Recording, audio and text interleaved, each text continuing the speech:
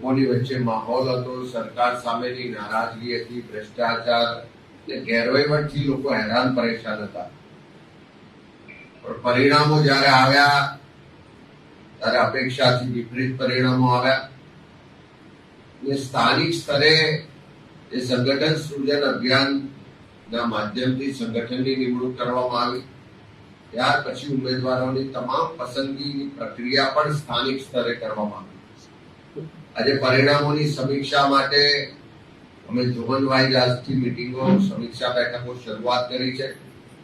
આજે 2 તારીખે દક્ષિણ ગુજરાત, આવતીકાલે ઉત્તર ગુજરાત, 4 તારીખે મધ્ય ગુજરાત અને 6 અને 7 તારીખે સૌરાષ્ટ્રની સમીક્ષા થવાની છે. જિલ્લા પ્રમુખશ્રીઓ, જિલ્લાના પ્રભારીશ્રીઓ, તાલુકા શહેરના પ્રમુખશ્રીઓની હાજરીમાં વિગતવાર માહિતી મેળવી રહ્યા છે.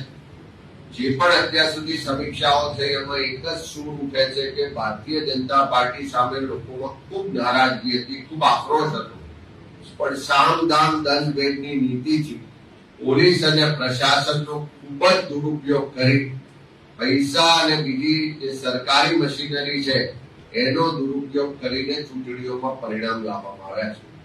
સુરત સહિત અનેક જગ્યાએથી જે રજૂઆતો, પુરાવા મળ્યા કે ભારતીય જનતા પાર્ટીના ઉમેદવારો ચૂંટણી લડતા હતા એના કરતા પોલીસ અને પ્રશાસનના અધિકારીઓ જાણે ભાજપના કાર્યકરો હોય એ રીતે ચૂંટણી લડ્યા છે એવી વિગતો અને પુરાવા સહિત રજૂઆતો પણ મળી છે.